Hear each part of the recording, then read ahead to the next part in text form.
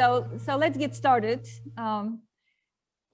Since last time I talked about ancient art and those vessels to store and serve wine in different cultures. I could drink my red wine with it. Today I won't be able to do that, but I selected something different this time. Some of you may know that our collection actually has some good number of portraits of artists or famous people or artists of different disciplines. So since we are not seeing too much of our faces, particularly live, we just stare at each other or one another in those Zoom meetings or some other screens. So I figured that maybe we could look at some faces, and I decided to select a few portraits. I'm going to show you 6.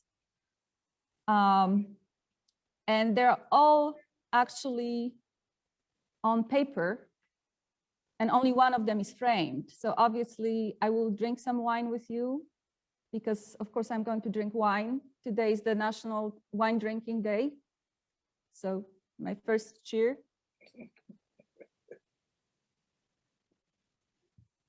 And I'm actually drinking wine from Napa Valley. I don't know if you can see it. Highly recommend it. It's really good. So you can barely see it. It's actually very small, but it has silver label. It's from Napa Valley. It's Eller's.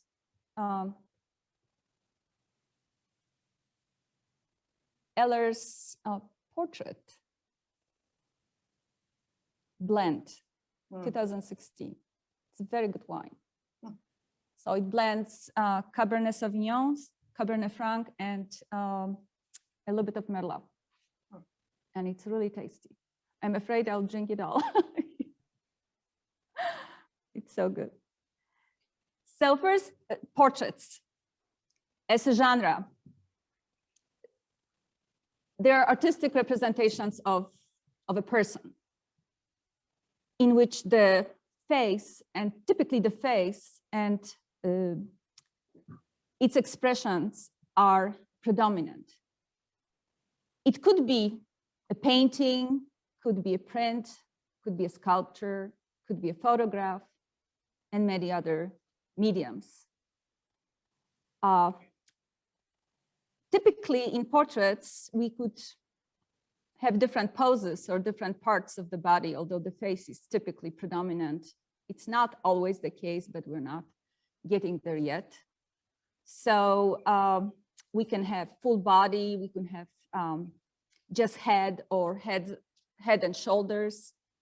We could have busts, just faces, and many, many other ways. The portrayed person could be shown en face or in profile. We could have group portraits or individual portraits or self-portraits, and I will show you some of those too.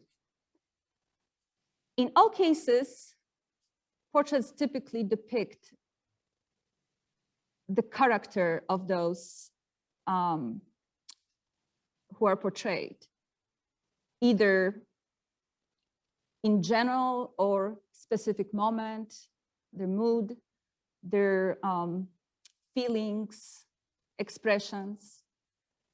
So for now, for today, this is pretty much sufficient.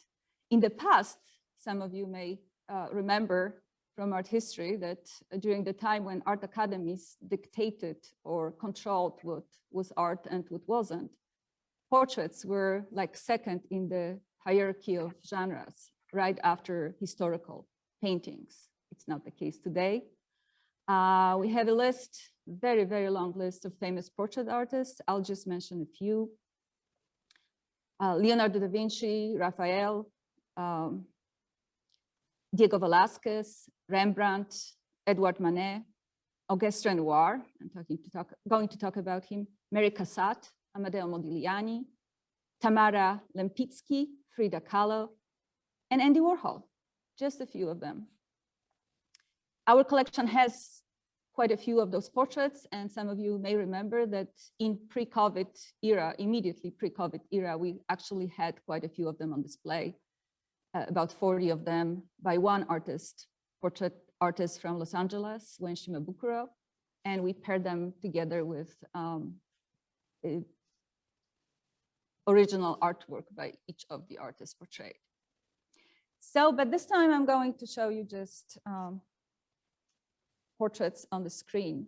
And I'm not going to be at all politically correct in my speech because all the portrayed people and all the artists are actually males.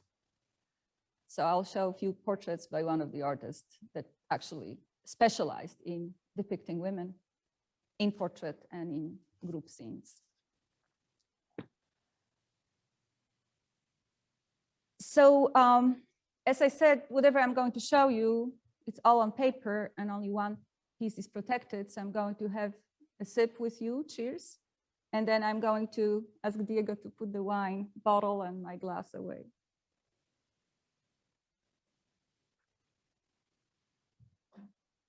Thank you. Oops. So let's look at the first one, and it's actually big and heavy, the largest of all of them.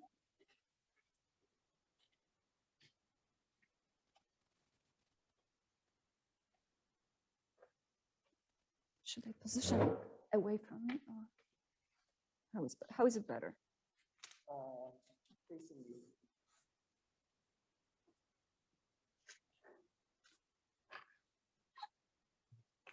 The other ones are smaller.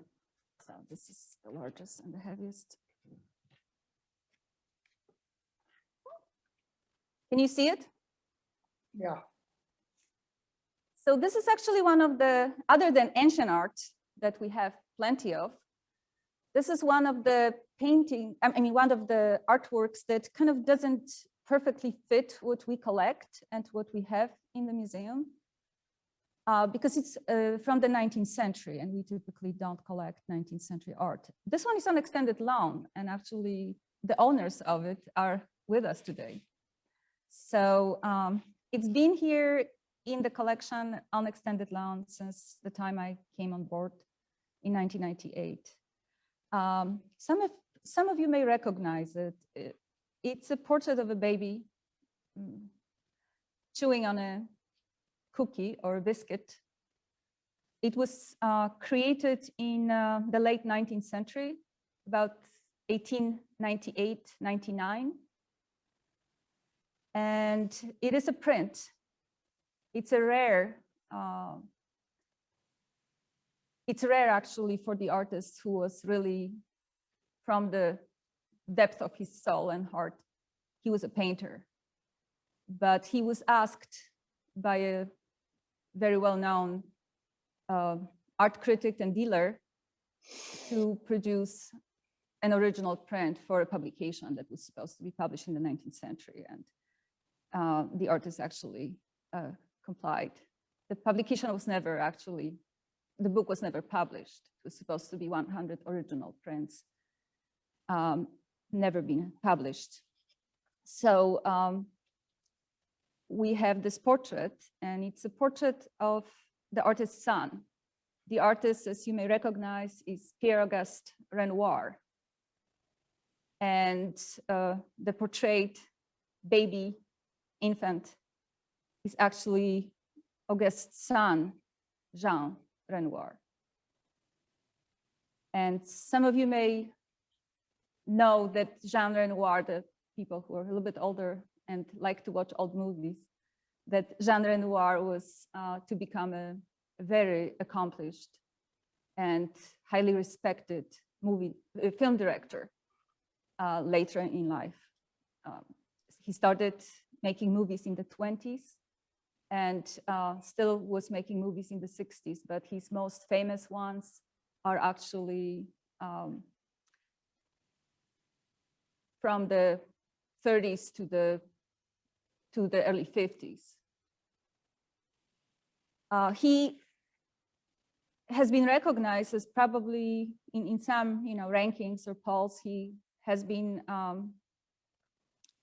ranked as the fourth or the fifth, one of the most important movie directors, the fourth or the fifth of all of them.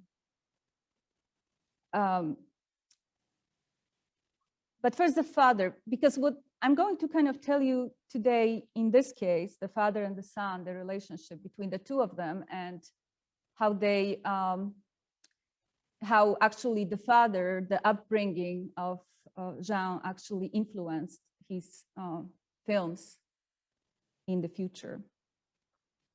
So first, the father, who is a famous artist who is kind of attached to the Impressionist movement of the 1970s.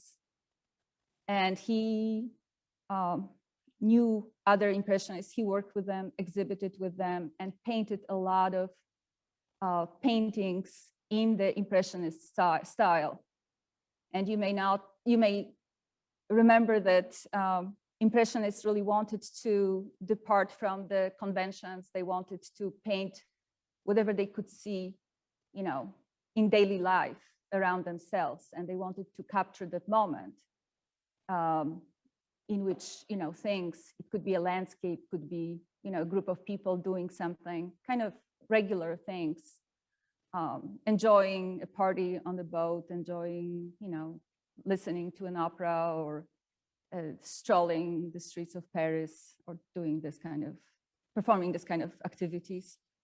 Or it could be just a landscape, could be a building, but the idea was to just show it as it was at the particular moment, play with light, those kind of detached brush strokes that were supposed to be compiled by the eye of the viewer. And Renoir, again, painted a lot of those paintings in the 70s, but in the 1980s, he departed from Impressionism and started return, so to speak, to more traditional way of depicting, and concentrated mainly on depicting female nudes, and in more classical style, not impressionistic. And again, as you may know, many people actually, and I myself had issues with that later Renoir, because I really enjoyed his happy, sunny people doing all those wonderful things around him. And, you know, you could see enjoyment of depicting people in pretty much all of his paintings.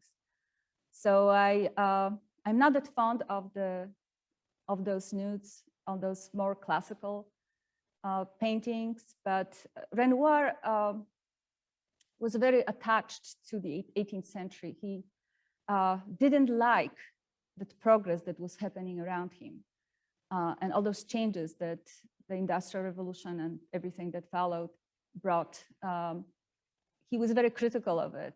So he kind of wanted to there was that aspect of him that wanted to go back to the 18th century, to the, you know, Tintorettos and Correggios and Rubens, even 17th century, but that's the tradition that he was kind of looking for. And he also, he wasn't very much in depth when it comes to depicting people. He was just enjoying kind of the surface and personalities, and he liked people, he observed people, he understood them very well, but he wasn't too much into exploring the layers and the depths of human personality. He just wanted to see people, and he had this very strong sense of the tactile. And I think that it also was one of the aspects that kind of transformed him to something else after that Impressionism experiment of the initial years. He was a friend with Claude Monet and Alfred Sisley, Frederick Bazille, and that group was meeting also with Pissarro and Paul Cézanne and other artists. And as you know, they had several exhibitions together. But going back to father and son, Jean Renoir was the second son of Auguste. And Auguste Renoir was actually pretty advanced in age when he had Jean. He was 53 years old, and he was already very well established, very well known and accomplished artist. He was also kind of almost at the end of his flamboyant career. He painted a lot of painting. He painted really fast. And he started feeling the first symptoms of his later illness. He suffered from arthritis to the extent that he was unable to walk for the last 10 years, almost 10 years of his life. He wasn't able to hold a pen, a brush or a pen, or he couldn't, I mean, he was still painting until the last days of his life, but he had to have the brush attached to his wrist. And, but he enjoyed painting so much that he had to do it almost till the very end. So 53 years old, and Jean was born exactly in the year when cinema was born. It was kind of interesting, 1894. That's kind of official birth of cinema. And he was able to become part of it very quickly in the 20s of the 20th century. So here he's depicted as a little baby. He's wearing white clothes, this kind of frilly bonnet, very girly. And as if you actually check the portraits of Jean Renoir by Auguste, most of his portraits are very girly, actually. He looks like a girl. He's wearing dresses and colorful, you know, whatever the outfit is, but they're colorful and frilly and very kind of girly. So it's the same in this case. The background is neutral. It's kind of olive green. He painted, Auguste Renoir painted a lot of portraits of his son, stopped when Jean became, you know, a teenager. But somebody, I think it was one of the film critics that I came across who wrote that Auguste painted Jean Renoir like a peach, that he was kind of, you know, doing it quickly, and there was no difference between, you know, painting a child and painting a fruit or something else. And when Jean actually kind of was at the final years of his career, when he stopped making those big movies and important movies, he decided to reconcile the relationship with his father. And he wrote a book, Renoir, My Father. And actually, that attempt to reconcile the relationship was present in his films throughout his entire career. There are a few things that are kind of important and influential when it comes to cinema and films by Renoir.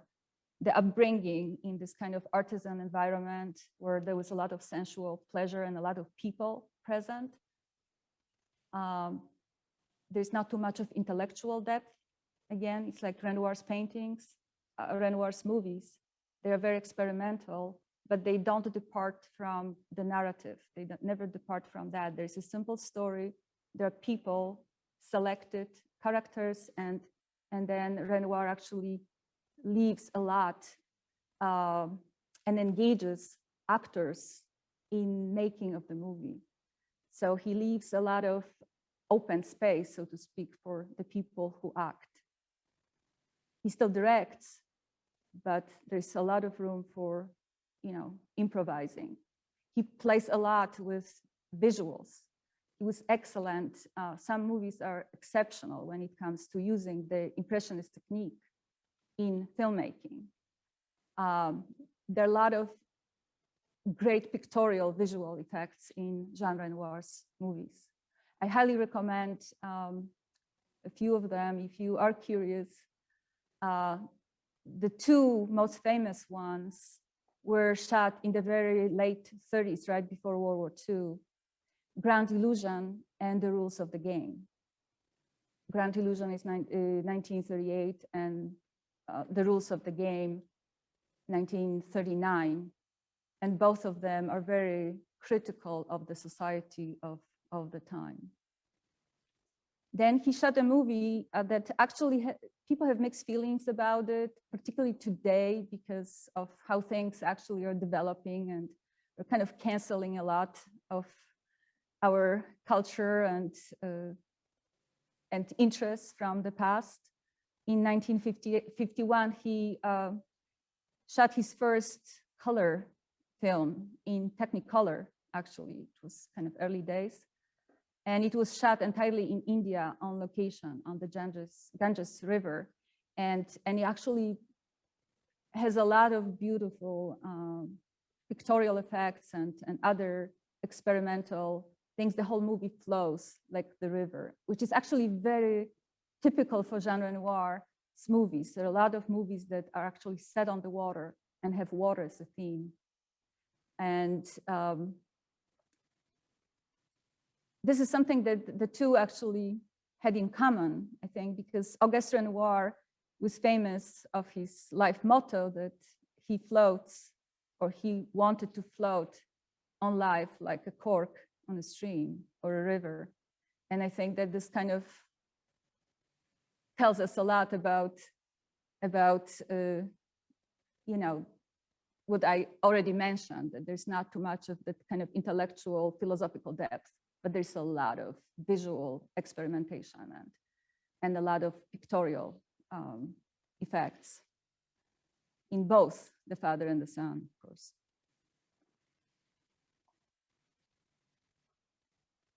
So the relationship between the two was kind of difficult, because you can imagine that, you know, Auguste Renoir was already 53 when he had Jean, and then Jean was very close to him when Auguste couldn't paint anymore, and he was going through pain and all those difficult things. So he was actually kind of witnessing it all. What else is kind of that they had in common, among many other things, is that you may recall from the biography of Auguste Renoir that he started his career, artistic or artisan career, very early. His parents recognized his talents, so he was apprenticed in Paris already. He was born in Limoges, which is famous because of its porcelain, decorated porcelain factory. But the family was already in Paris when when Auguste was 13 years old, but he already loved to draw and paint. So he was apprenticed to somebody who actually painted for the porcelain factory and decorated pottery. So he spent 4 years there. And so by the time he was kind of in the late teenage years, he was already very skilled and you know, knew how to do it all and how to observe people. And I think in both cases, the case of the father and the son, people are central to the painting, to their art, and they both kind of loved to observe and let people be in front of the camera, or you know, while they were painted. There's some painters that I personally think, even contemporary of Renoir, associated with the Impressionist movement, who didn't like people, who painted them, but they didn't really enjoy them to the same level as Auguste actually enjoyed painting people, that just purely sensual, purely tactile. That's why he didn't like the Impressionism, probably. He wanted something more permanent, because if you have tactility, Impressionism doesn't have tactility that much. In sculpture, you can feel it. Sometimes you can see it, like in Rodin's, but in painting, you don't have it because you have that moment. So there's no continuity unless you create a series of something. Then it continues and changes, and you can see and have it kind of in time.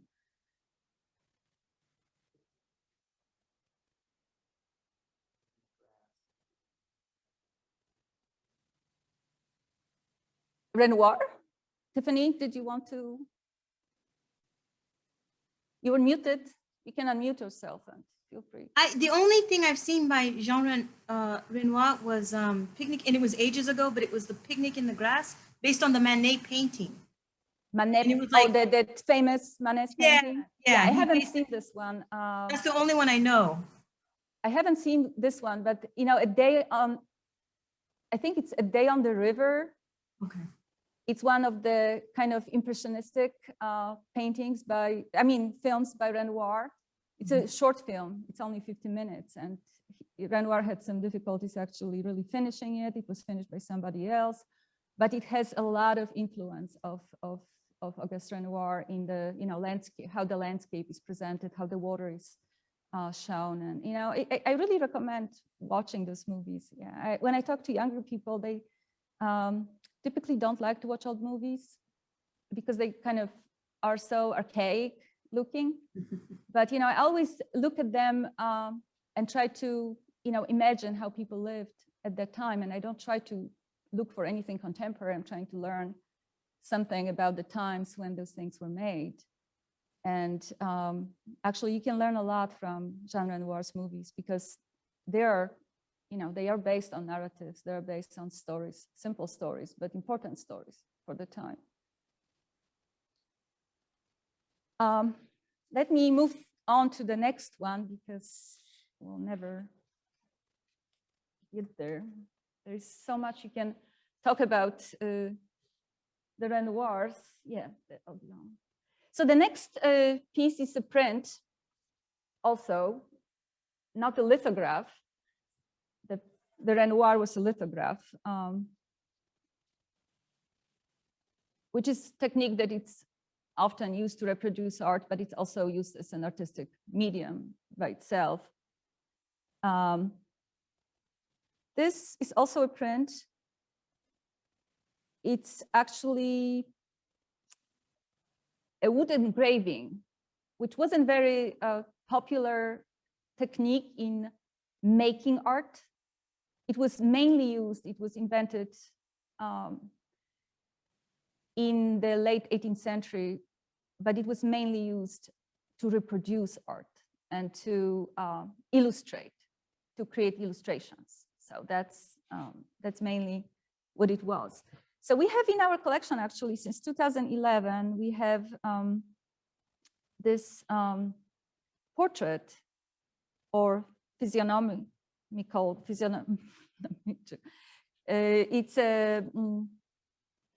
it's a study of a face of an artist who was actually contemporary to Auguste Renoir. They lived pretty much during the same years.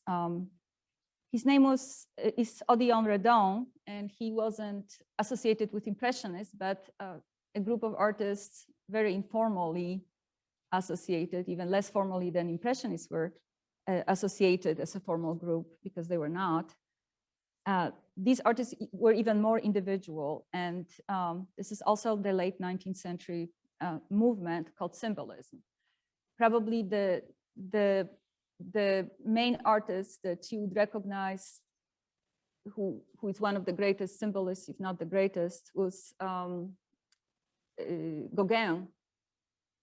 But there were some other famous symbolists, the earliest ones, Odilon Redon and Gustave Moreau. And then also around the time, Puvis de Chavannes, a French symbolist, and several others. So these artists actually, contrary to what Impressionists wanted to do, Impressionists wanted to capture a moment and not to have any references to anything old and anything from the past or anything beyond whatever could be seen and observed. Symbolists actually wanted to go in depth, and they were more interested in, the past mythologies and, religions and rituals, and also things that were not possible to experience immediately and see around, like dreams. They were very influential in the future.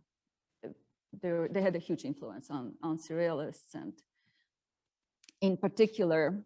So this Odilon Redon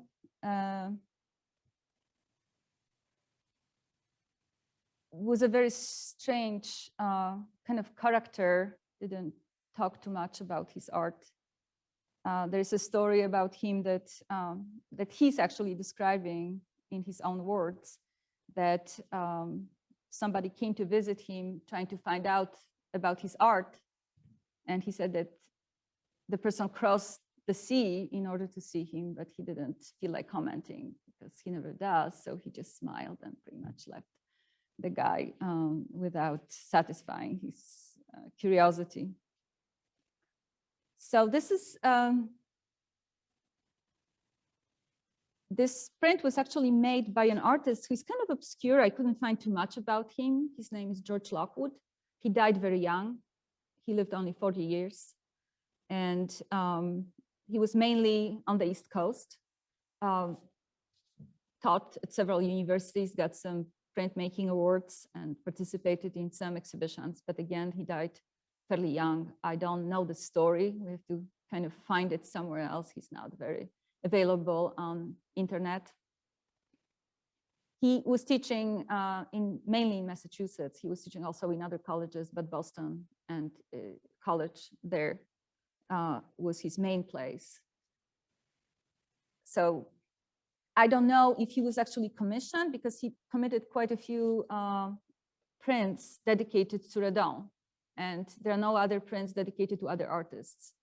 So I don't know if it was a commission, because it was mentioned somewhere online that he was commissioned to and got some award for the series dedicated to Redon, or it was, you know, his interest in Redon, personal kind of influence and inspiration. I don't know what happened to the artist and why he left so early, but this is kind of an interesting story for us to explore further.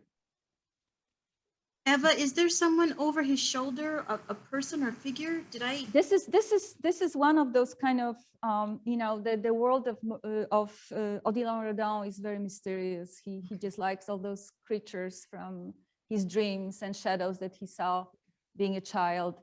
He was one of those shy, removed, you know, young children who was hiding from people. He didn't want to have anything to do with that, but he was extremely sensitive. And I just want to make sure I wasn't imagining a werewolf, because that's what it looks like. It could be many things. It kind of looks like an animal. Yeah. It does. Yeah. And you know, this technique actually of the wood engraving allows the detail, because in a wood engraving, like woodblock print is done on when you cut along, you know, the planks. And for wood engraving, you just cut the other way. And then that particular block of wood allows you to do whatever you want to. You are limited if you do it along, like plank wise. You are limited to how you can cut and how you can, you know, incise your lines. And with this, you use very strong, very dense, hard wood, usually boxwood, sometimes some other woods, but it allows you the detail. So you can see some plants, some fairy creature eyes. Odilon Redon really like to have eyes appearing from, you know, like cyclops, one eye, mythological creatures, you know, appearing suddenly from above the mountain, and spiders with one eye or two eyes, you know, fairy stuff. But he was also an amazing draftsman. He remembered faces from his childhood, and we have a reference also to wine, because he actually grew up in the region of Bordeaux and he lived there pretty much all his life. You know, surrounded by vineyards and winemakers. But I didn't even know that part of him. I'd seen some of his flower bouquets, but I didn't realize that he made so many of them, and I didn't realize the symbolic meaning of those, you know, in case of Redon, because he's kind of obsessed, like many of those symbolists, with death and dying and you know, the unconscious, subconscious mind and everything kind of crazy and mysterious. And his flowers look like flowers. normal flowers from the meadow, or he liked anemones and many other flowers, and those makes bouquets. And sometimes, if you look from a close distance, the depth is there, the kind of interest, because the flowers are disconnected. There's no continuity. They kind of fall apart, being still very fresh. So that's an interesting aspect. You can check him out. This is an artist proof. So it's not a series, it's just one item that it's a proof that artist made to test, and it's on the Japanese paper. Can I get that? Forbidden. Now I'm going to show you something that actually I shouldn't be even showing you. I found out accidentally after I already chose it for today. I found out that the artist who made this portrait actually wanted to, because it's an early piece by him before he actually launched his career. So he, at a certain point of his life, he attempted to buy back all those early works that don't represent his kind of mature style and mature line in portraits. It's a very famous Los Angeles, very popular Los Angeles portrait artist, Don Bacardi. Are you familiar with Don Bacardi? Anybody is? So, so we are kind of here, Don Bacardi, who's a famous figure, he's still alive. He became a very popular artist, a portrait artist in Los Angeles. He committed a whole bunch of portraits of stars, Hollywood stars and other stars and famous people in Hollywood, or Los Angeles in general.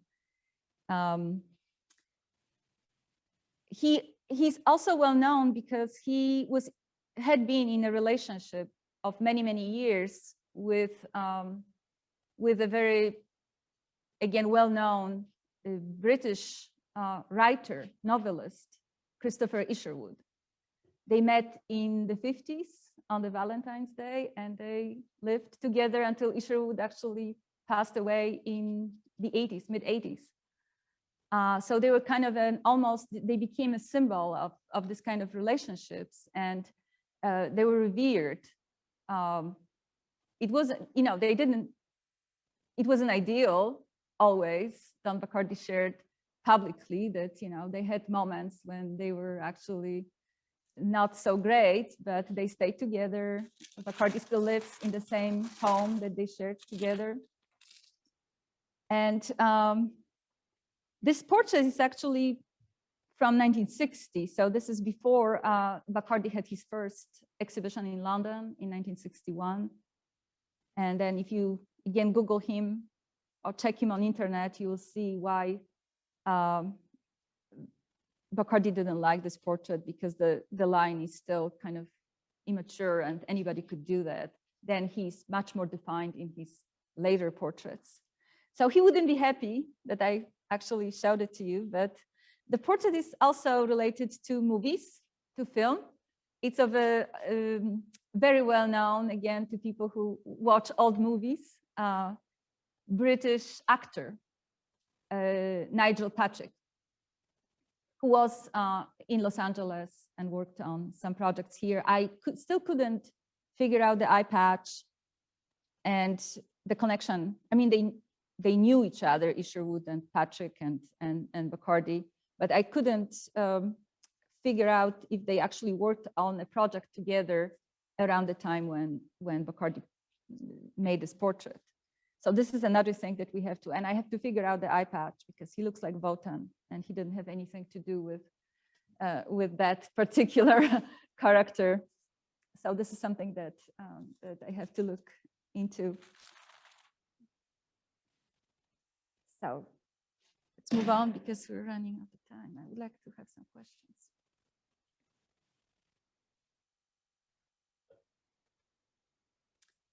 Now I'm going to show you some very curious thing, and briefly, because we are kind of running out of time, I really would like to talk with you and have some, questions. This is a very bizarre portrait I don't know if you can see it. This is, again, a very well-known, probably the most known British artist, Damien Hirst, who is actually celebrating his 30th anniversary of being an artist and kind of big artist this year with a big show that he curated about himself. But this is technically a self-portrait, because this is Damien. This is Damien's face, and this is Damien. In probably 1981, he was 16 when it was taken. And 10 years later, he made it into an art piece, because originally it was made in Leeds in the Anatomy Museum in Leeds. And he shot it, or that he got it shot for him, because he wanted to prove that he was there and that he took a picture with the severed head of a dead person that was removed from the freezer in the museum. And this piece is still in this exhibition this year. And it was actually in some exhibitions before. So that's kind of a curious little thing. And now I'm going to move to Andy Warhol.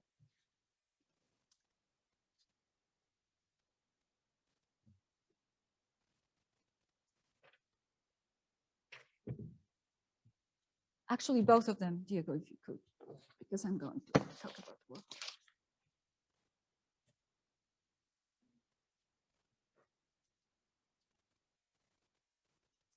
We have a lot of photographs that Andy Warhol took himself. And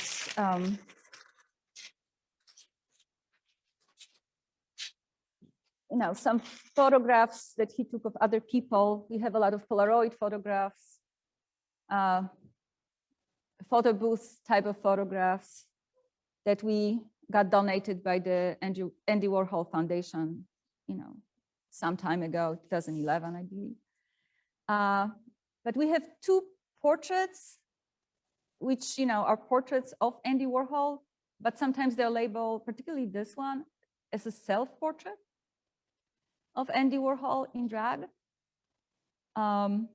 This one, there is a name of the artist, Žarko Kalmić, not very present on internet. He worked with people who worked directly with Andy Warhol in the factory. But again, this is something that I'm going to look at. But this portrait actually shows kind of a double nature of Andy Warhol, two different faces of Andy Warhol, or maybe two different even lives, as you may know, that Andy Warhol actually had two lives. He had this kind of almost,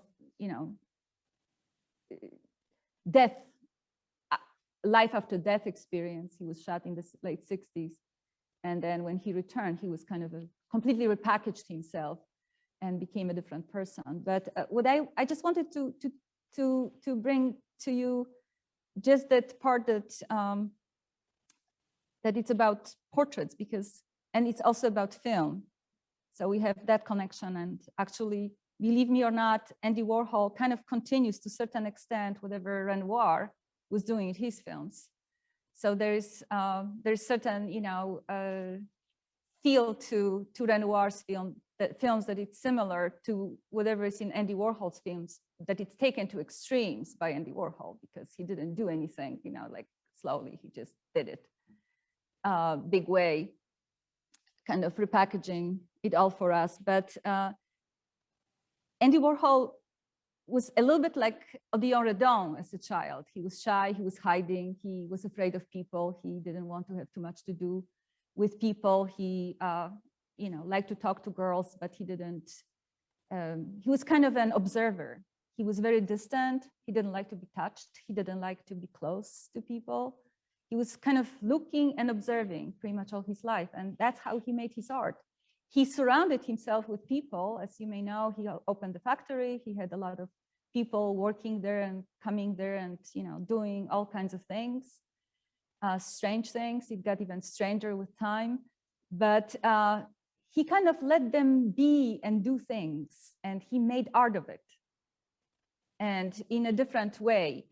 As a child, he was kind of confined to bed, and he was a sick child, had a lot of problems. So he spent a lot of time in bed and, making art and reading. And he became, in time, very skilled draftsman. And he was a great portrait artist, actually, as a young boy. And then when his first part of the career was actually commercial art. He was a designer, illustrator for commercial magazines or other entities. But at a certain point, he really wanted to be an artist. So he wanted to make art.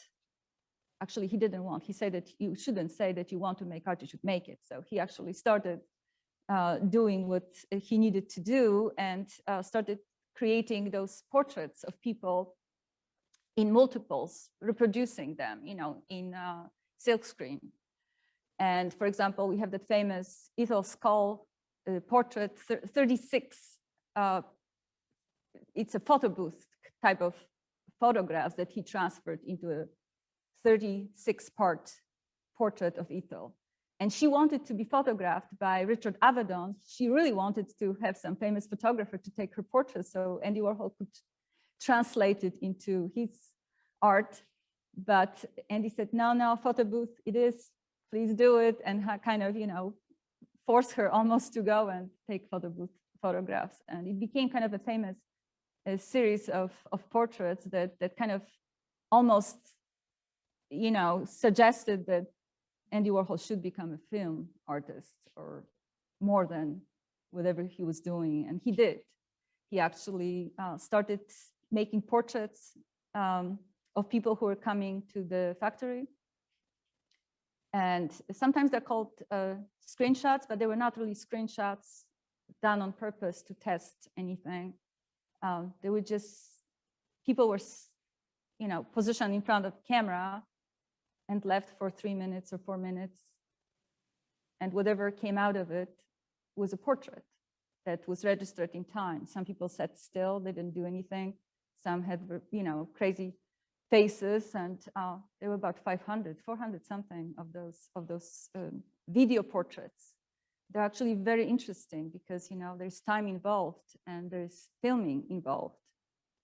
And there is really like staring at the person, and it's very kind of almost aggressive if you leave somebody to the camera and just let them do whatever they want to do.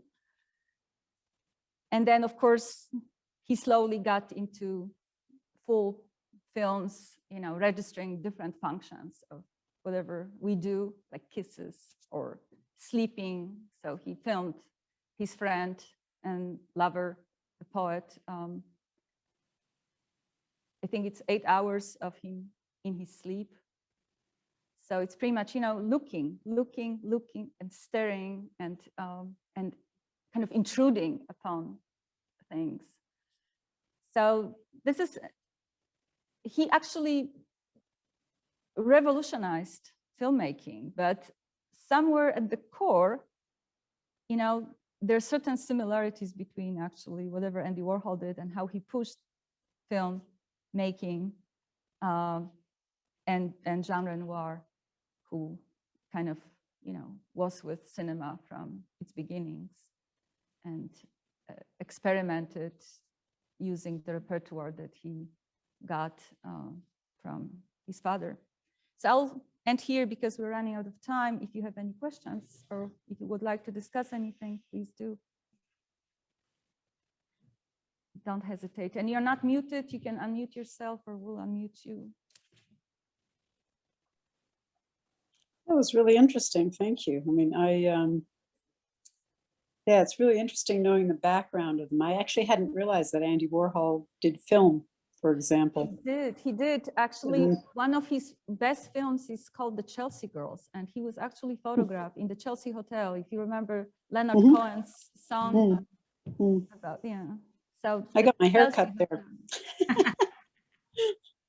He was quite amazing. There's a film by Warhol showing, we're in the pandemic, the barber shops are closed, we cannot get our haircuts.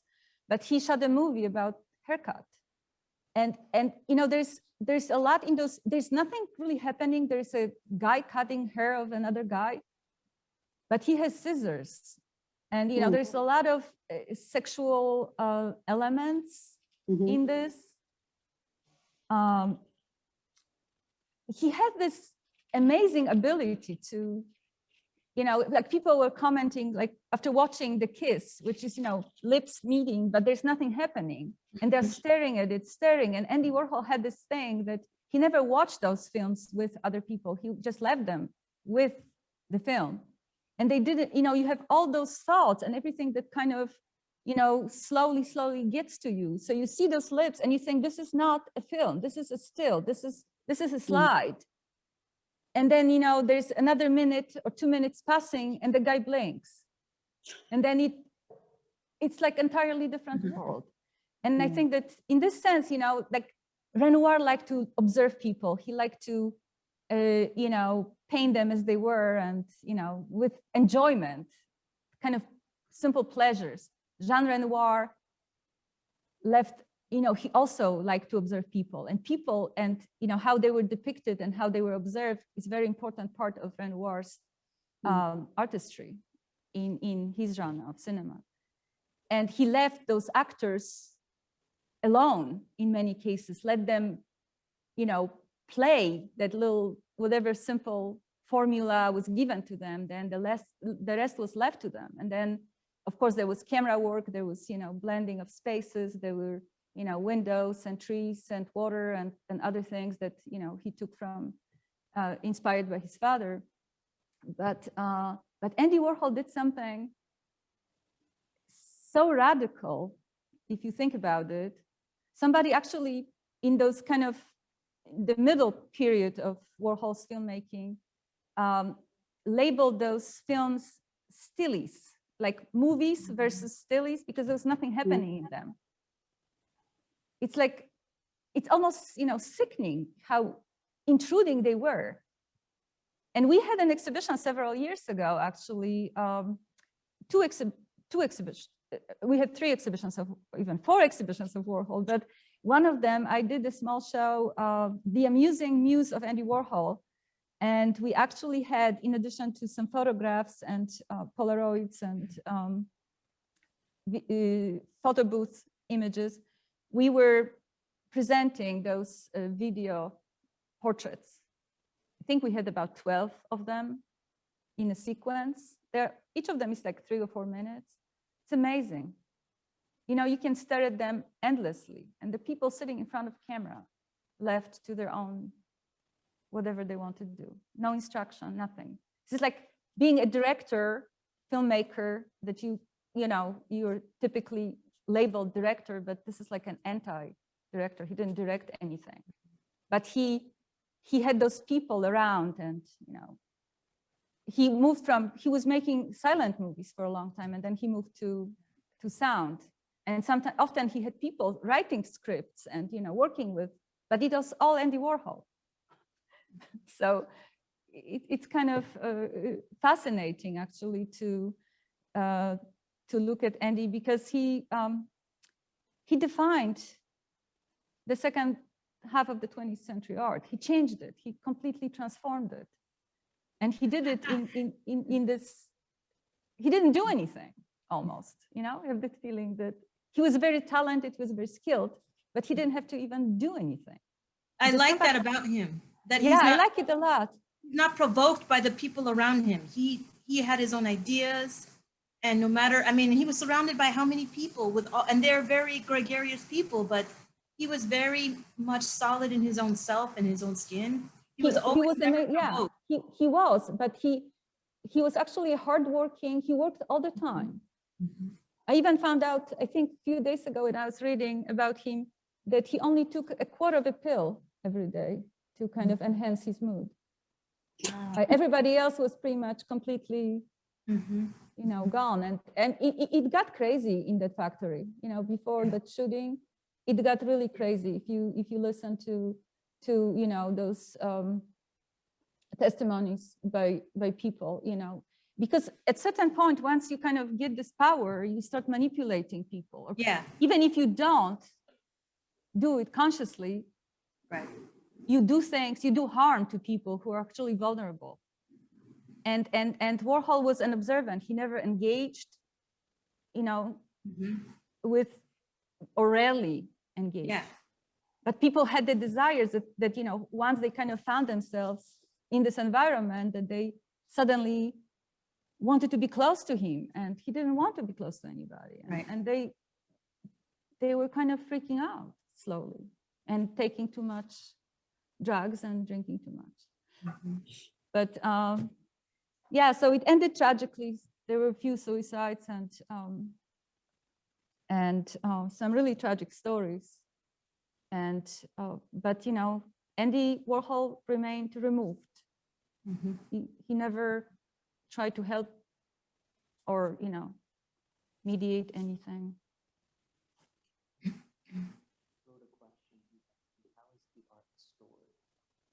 Eva, we have a last question of how is this art stored? Oh, it depends. We have the framed works are hanging. We have a special storage. So we have walls on which we can hang framed artwork. And most of the works on paper are stored flat in cabinets. So we take them out of frames and store them flat. Any other questions about movies? Now we are out of time anyway, but yeah, we are past our time. So thank you very much for attending.